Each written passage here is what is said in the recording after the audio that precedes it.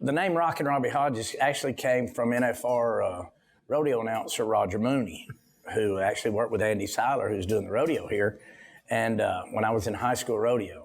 And now it fits pretty good because I work for a rock and roll band when I'm not rodeoing, a band called the Georgia Satellites. Ooh. I'm their guitar tech, oh. And then part of that band comes and helps me do my music also. So Rockin' Robbie kind of fits. Living life, living right. If you want to ride with me, you better hold on tight.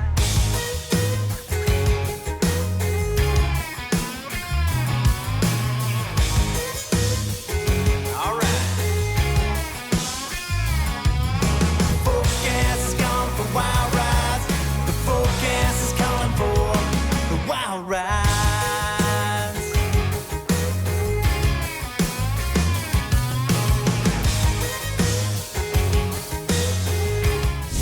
I started out learning how to play guitar because everybody used to come to Robbie's after the rodeo and they would come hang out. Pete Coors gave me a keg and a kegerator that I installed in my camper. So all the bareback riders, if you can't find them, they're always at my house. And I'm kind of known as the old fun clown that, we have a good time after the shows. But you got to give these kids somewhere to go, a lot of times. There's always one on the couch. My girlfriend Krista, she's feeding them, and we're just having a good time, and that's what I'm all about with this thing, with this whole rodeo thing. Actually, it is, and I learned a long time ago when I was riding bucking horses, before I started clowning in 2000, that you can unfun yourself right out of this game, You better stop. I'll go look for the world's largest ball of string, I go and I stop and I see things and I enjoy that part of it, because that takes the monotony of traveling. I'll do upward of 46 rodeos this year and 30 music shows. So, I'm boogity boogity.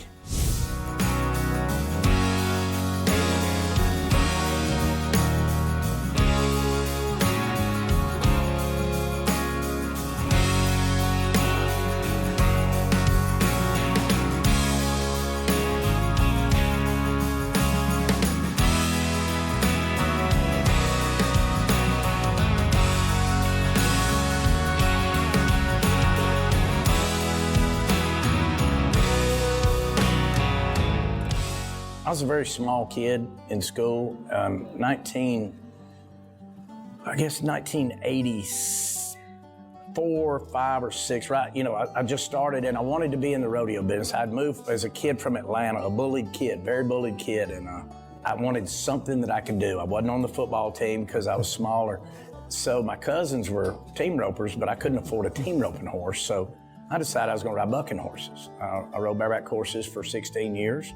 Every day of my life. The first time I got on, I was hooked. Everything I did, I'd get off the school bus. I bought me some little horses. I'd get off the school bus, put my books on the fence post, go out there, flank my own horse, open my own gate. If I'd have hung up, I'd still be dragging around. But I learned that because it was something that I was doing. I didn't need a team.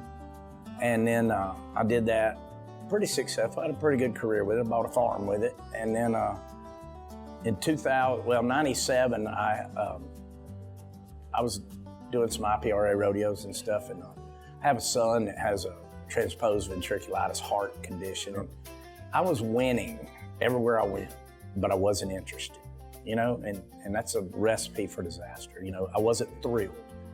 So dislocated a shoulder and decided I didn't want to be reaching for the radio knob every day and that shoulder clunk out. So I thought I'd try clowning.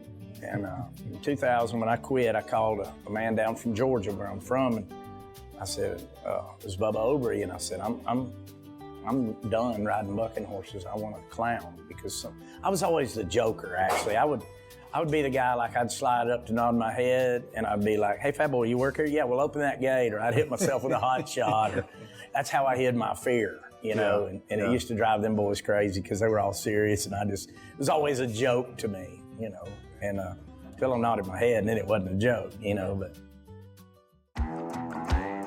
Hey everybody, Joe Beaver here. We're promoting Hart Trailers. We're talking about the product. Let's just get into it. From the first weld to the last inspection, we as Hart have done all we can do to guarantee you've got the best trailer your money can buy.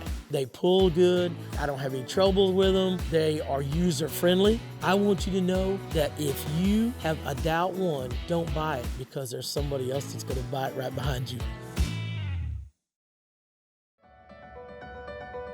We're more than a store. We're more than a brand. We are the lifestyle. We are all things Western. NRS.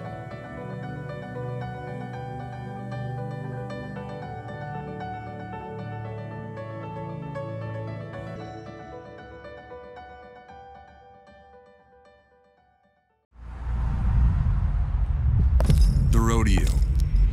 For 80 years, Nashville has offered its voice to rodeo story. From Houston to Cheyenne to San Antonio. Through every jump, every turn, every heart-stopping ride, we've been the soundtrack. But this year, we welcome the rodeo to our home, our town, our music city. Ain't your usual stop, is it, boys? Right here in the heart of Broadway, where honky-tonk neon meets daredevil grit, rodeo and country music collide. It's glory and history in the making. This is Music City Rodeo. We rodeo. Hey, boys. Been a while since we've seen this much livestock on Broadway. If you'll watch my style of clown, I'm so non-traditional from everybody, which I'm not knocking that. My gosh, those guys are my heroes. But last night we had 15,000 people in here. So that's 15,000 jokes that you can find if you'll look. I'm always watching. I'm watching the drunk guy carrying the beer up the stands, you know, or the guy with a big bag of popcorn, or something happening, you know, the dude with the orange hair, or, you know, or just anything. That's my style of comedy. And I am very much an observer, yes. We're 3 hours from rodeo time right now, and I don't know the first thing I'm gonna say. Everybody asks me this.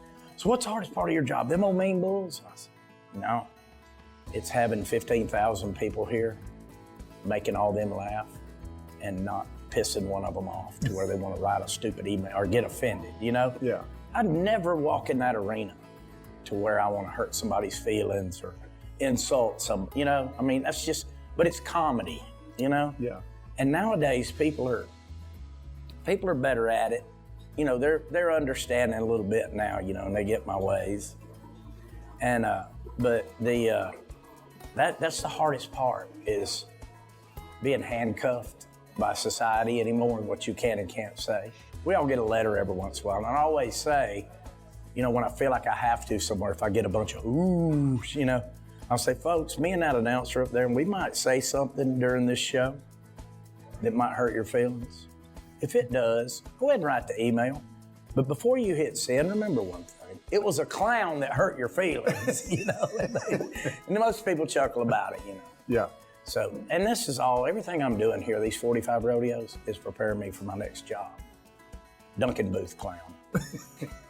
I cannot wait to sit at a fair and go, hey, go Roper, come here.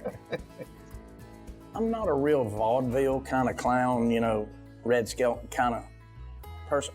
Geniuses, absolute genius. They did it when you couldn't talk. Yeah. You know, but I'm a very off the cuff. I never know how my act's gonna go if I do them. I never know. Everything I do is audience participation acts, you know, stuff like that. And here's why. I'll give you an example. You flip to YouTube right now. You can watch a guy jump out of an airplane without a parachute on, okay? And land in a damn net. Now, how are we gonna wow and dazzle people out there? You know, so you better have something that's a little bit fast, a little bit painful, and fun, you know, and quick. Yeah. Because with videos and YouTube and TikTok and all this stuff that these amazing people are doing, you know, cutting 4 flips on a wakeboard and stuff like that, what we have out there, you know. I mean, the good ones, you know, but the days of the old outhouse and the old cars and stuff, they're running short, you know, because I mean, I don't want to say lackluster, but back in the day, that was amazing, you know, and what they would do. But Yeah. like I said, you're not a guy jumping out of an airplane without a parachute, you know? Yeah. So, you know, we're competing with that. Yeah. So it's got to be a little bit shocking. One of my favorite things, like I said, is working that barrel and keeping those guys safe, you know, because whether they're 90 points, a bull rider is, and whether they're 90 points or 0, you still got to go save them, you know? Well, those two guys saved the bull rider. Well, there's nobody to save them when they get down, and that's my job. And that's what got me the NFR, was working the barrel, you know? I mean, the comedy, but that last 15 minutes of every night is me. I turn the mic off and I go to work. And it works both ways in that clown barrel. It's a 140-pound giant egg, okay? And it's also a 140-pound giant egg. You can either use it as a weapon to help, or you can screw something up. So you gotta be very careful about when you move it and knowing. And when I teach the young guys, you know, I'm kind of the old guy and they call, and I love that when they call and say, Robbie, you know, what should I do in this situation or this scenario, you know? And I always say, you know, you got your two bullfighters, and I always tell them a loud barrel is as good as a blasted barrel. So make some noise. As a barrel man, we're the hind catcher. You know why the hind catcher calls the game? In a baseball game, he can see everything. That's why he calls the game. You know, him and the shortstop, mainly the hind catcher. So I'm the hind catcher back there. I'll be hollering at Webster, he's clear, you're good, quit fighting, you know? Because they don't know. Hell, they're, you know? Yeah. So if a guy's down, if I say he's down, keep working. But communication is the only thing I see sometimes lacking with a new kid that won't say anything. I've developed a style of bullfighting through watching Ted Kimsey and you know, and Rudy Burns, two of my heroes, you know, and all I think it's a disservice to the past generation to not work the barrel. Yeah, I'd ride bareback horse all day long. My hand wanted to come open and I wanted to get the hell off of them. They're scary, aren't they? Yeah. They're fat-necked and scary. It's like riding a cottonmouth. Right. You know, and think about what's happening until it's over. You know, it's the weirdest thing. You'll drive off in there to go get somebody or one of the boys when they need something and they're running to you in that 3 seconds, and all you're seeing is that bull gaining on him, and all you're thinking about is getting them handles and moving that barrel in front of that bull to where he gets away. Either if the bullfighter gets into deep water out there with me, or a bull rider. I've had a lot of them. And if I have the shot, like Webster and them, you know, if they're working great and he comes this way to me towards deep water, it's up to me to keep him from getting hooked in, you know. So I like to pick that barrel up, make a little noise, let him hit me, let him drive off, call it a day. My name is Amberly Snyder. I am a barrel racer and motivational speaker. Hart put together a trailer that is extremely accessible to me, that makes it possible for me to have more independence with my horses. I mean, truly something that is life-changing for me. If I'm gonna load my horse in a trailer, if I'm gonna take my horse somewhere, if I'm gonna put my best friend in a situation, they deserve the best. That's why I pull a Hart trailer.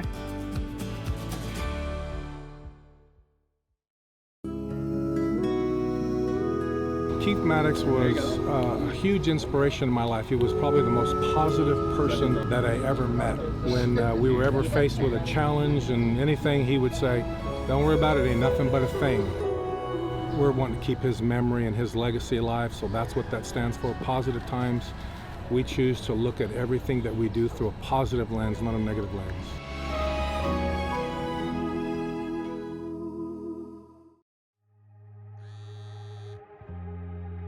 From the moment you wake up in the morning, the steps you take determine the trajectory of your life.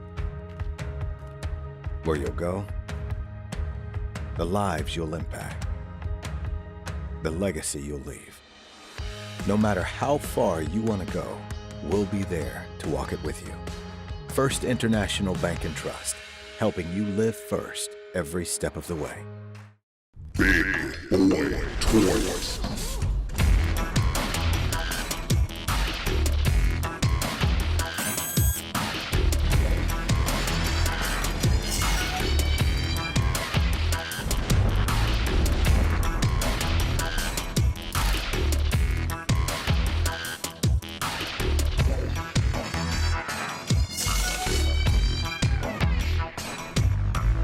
DTE. The Rodeo. For 80 years, Nashville has offered its voice to rodeo's story. From Houston to Cheyenne to San Antonio. Through every jump, every turn, every heart-stopping ride, we've been the soundtrack. But this year, we welcome the rodeo to our home, our town, our music city. Ain't your usual stop, is it, boys? Right here in the heart of Broadway, where honky-tonk neon meets daredevil grit, rodeo and country music collide. It's glory and history in the making. This is Music City Rodeo. We rodeo. Hey, boys. Been a while since we've seen this much livestock on Broadway.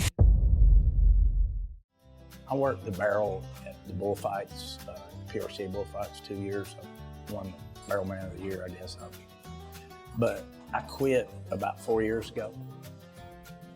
The day that I thought, before I went and got a kid, I was at Pasadena, and I've been through 17 concussions. And I remember the particular bull, and the kid's getting hooked. And I remember saying, I think he'll come out before I move, or never. And I said, that's it.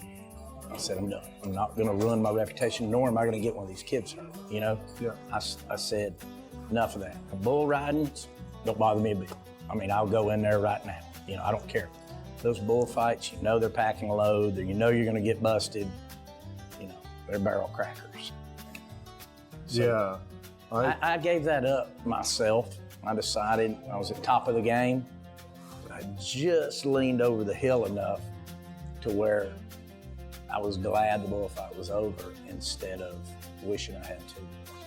The last really bad one I had, I went and dug Ty Hamilton out of a fire at Kissimmee, and the bull hit the barrel and rolled it over, and I picked him up. You know, he was under him, and it's actually on the Coors Camp Barrelman video. And I go in to get him, and I whistled him up. It wasn't very far from like me to you. You know, I was still giving the bullfighters a little run. And he come to me, and he hit me. And when he did, it flipped the barrel over backwards. And then it open-ended it, and he hit me again, hit me right on top of my head. And God love Krista. She's been with me for 15 years, and she has to deal with these concussions and forgetting where my keys are, the rants, you know. So I'm down there, she comes back there in the back knowing what's going on, and I'm like, I got 2 more bulls to fight. You know, she goes, we've been done about 15 minutes. You need to sit down here and shut up, you know. Yeah. If it wasn't for her, God, I'd be living on the street probably, because she tends to me so well and understands what I'm going through, you know. Yeah. It takes a good woman to do that. This sport, you know, I wrote a song called Buckles and Blood, and my favorite hook line in it is, it's funny what can kill you, but it's funny what can set you free. Yeah. You know, rodeo, once you do it, there ain't no getting out of it. You know, you'll give everything and it doesn't matter. It doesn't matter the injuries, you know. Webster sitting in there last night, he said, well, I'm gonna finish this weekend and I'm gonna go get surgery. And it's so funny to hear somebody like that. Now people will be out of work for 2 weeks for a toe. Pasadena, 2015. I had one flip me a bullfight. Flipped me and I hit the wall, and my head came out of the barrel and I hit the wall. I thought I was in a real bad car accident. Blue Jeans was there. And I kept saying, Blue, how are my kids? How are my kids? His Reed got glass on him, my son. I thought he had glass on him, you know? Wow. And he goes, you're going to the hospital. You know, because usually you shake it off and go to the next one, you know? Shaking it off's not how you fix that stuff. It's okay. You know, I mean, when we're working, people think that it's just chaos, what we're doing. We only have 8 seconds to do it, you know, or maybe 15 if it's a wreck. Yeah. You know, and that's it. And that's 15 seconds, I'm sorry, of your life that somebody else's life is dependent on it. And when it slows down and you make it work, and you get through with that and you get time to process that for 1 second, you're like, hell yeah, that was cool. Sometimes it's, ooh, I don't know how that worked out, you know what I mean? especially with bulls. You know, people that don't do what we do don't get it. You can't explain it. Yeah. It's like the first time, what is it they say, the Opry. If you go, or opera, if you go see it, you'll either love it or hate it. First time I was NASCAR, first time I watched them go in the corner, some people went, well, that's boring. I was hooked, you know, and you either love it or hate it right then, and rodeo's the same way. I was more of a wild horse rider back in the day. I can't imagine what it's like now to get on these powerhouses. Will Lowe and Wes Stevenson, the Wolfpack, they're my best friends. They lived with me on the road and after the year after I had the finals. When I had all them rodeos up there with y'all in the Northwest, you know, Bremerton, Puyallup, and all them, and them big Featherfoots. And I remember sitting there thinking how dang hard it would be and how much yanking you took from them big suckers, you know, Chester and, you know, and all them coconuts and, you know, and I was always a wild horse rider. I could take a 2-year-old colt and I could beat you, or a 4-year-old, you know. I could beat you because I wasn't scared of them. I let them go wild, let them turn flips, let them do what they're gonna do. Yeah. But when they got to heavy dropping, I just didn't have the elbow for it, you know, and I just wasn't strong like these kids now. When you walk in that locker room now, it looks like an NFL game. They look like this, you know, and them riggings are set up great, and everybody's like, well, they're a lot easier to ride. No, they're not. These are way meaner, except a few of them, than, you know. And I'll tell you one more thing. If a guy ever told you he rode bareback horses in the 80s or 90s, look at his pinky. See how fat that pinky is? I hadn't been on one in 25 years, and my pinky, and look at that thing. Yeah. You know? Yeah. It's beat up in that fat knuckle right there, and the cold finger. I've had a great experience in this game. I've been in it for 40 years.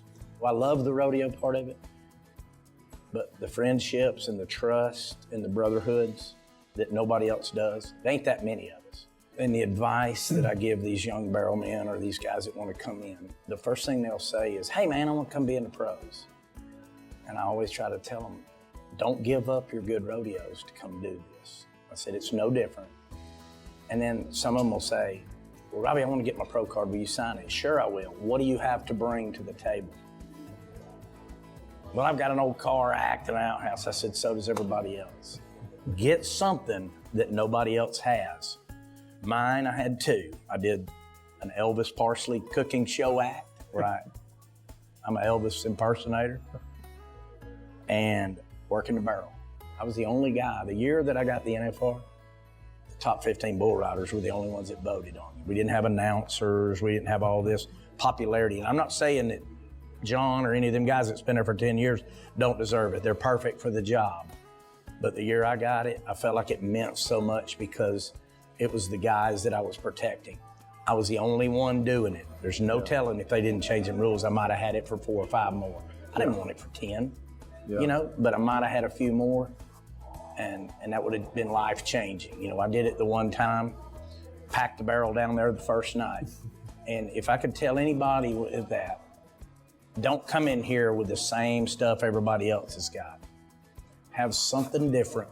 I don't know what else to say about it, but you got to shock them. You know what I mean? I did. I'd come in with a big fat Elvis suit cooking a chicken, you know? And I was the only one doing it, you know? And then like working, but like I said, I'll never be so lucky as to work with who I get to work with at this level. These guys, they're incredible. And it's so warm blanket, you know? It's like a warm blanket over. Work the barrel. That's what I tell them.